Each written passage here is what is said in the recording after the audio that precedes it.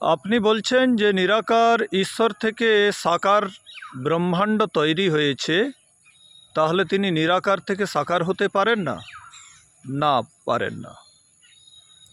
কারণ এই যে সাকার কার্য জগৎ দেখছেন, এটা কার্য জগৎ, এটা কিন্তু কারণ জগতের কার্যরূপ। আর কারণ জগৎটা কি ছিলেন জানেন? কারণ হচ্ছে তিনটি কারণ হয়: নিমিত্ত কারণ, উপাদান কারণ, সাধারণ কারণ। উপাদান কারণ থেকে এই কার্য জগৎটা তৈরি করা হয়েছে, তাতে নিমিত্ত কারণও কাজে লাগে, সাধারণ কারণও কাজে লাগে। যেমন ধরুন, কুমোর কলসি তৈরি করলো, কুমোর। তো কুমোর ওখানে নিমিত্ত কারণ, যিনি বানিয়েছেন। আর জল মাটি দিয়ে কলসিটা নির্মাণ করলো, সেখানে জল মাটি হচ্ছে উপাদান কারণ, মুখ্য মাটি হচ্ছে উপাদান কারণ। বাকি যত কারণ রয়েছে, সেখানে চাকি দরকার, দণ্ড দরকার, গরম করার জন্য আগুন দরকার, পোড়ানোর জন্য, এ সমস্ত হচ্ছে সাধারণ কারণ। বুঝতে পারলেন?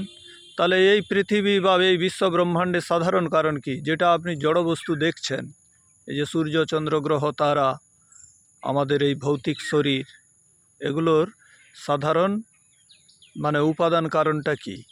উপাদান কারণ আপনি জানবেন, সাংখ্য সূত্রকার মহর্ষি কপিল তার সাংখ্য দর্শনে লিখে গেছেন যে সত্তরজস্তমসাম সাম্যাবস্থা প্রকৃতি, প্রকৃতির মহান মহতো অহংকার, অহংকারাৎ পঞ্চতন্মাত্রাণি উভয়মিন্দ্রিয়ম, তন্মাত্রেভ্য স্থূলভূতানি পুরুষ ইতি পঞ্চবিংশতির্গণঃ।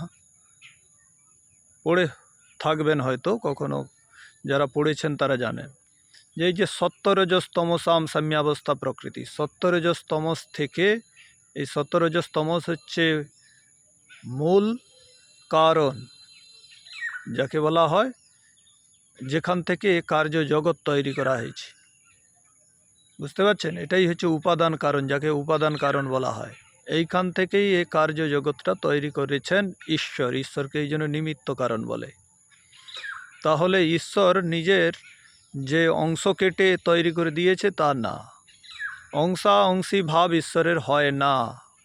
বেদের অনেক মন্ত্রে আছে, তাকে কাটা যায় না, আলাদা করা যায় না। অংশী ভাব ঈশ্বরের ক্ষেত্রে ঘটবে না। আর যেটা অংশী হবে সেটা অবিনাশী হবে না, সেটা মরবে। দেখুন, এই শরীরটাকে কাটা যাচ্ছে, এ শরীর মারা যায়। যে প্রকৃতিকে আপনি কাটেন, সে প্রকৃতি একদিন বিনাশ হবে। এমন একটা উদাহরণ দেন প্রতিটি, যেটা কাটা যাচ্ছে আর বিনাশ হয়নি, এরকম কোনো উদাহরণ দেখাতে পারবেন না আপনি।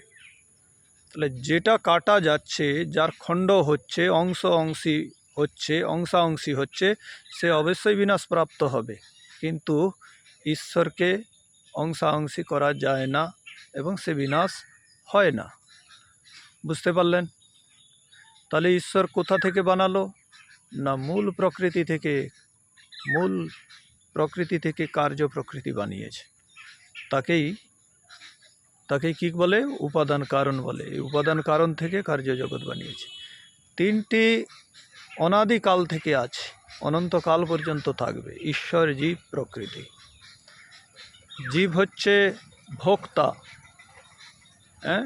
ঈশ্বর হচ্ছে দ্রষ্টা, সাক্ষী, আর ভোগ্য হচ্ছে প্রকৃতি। বুঝতে পারলেন?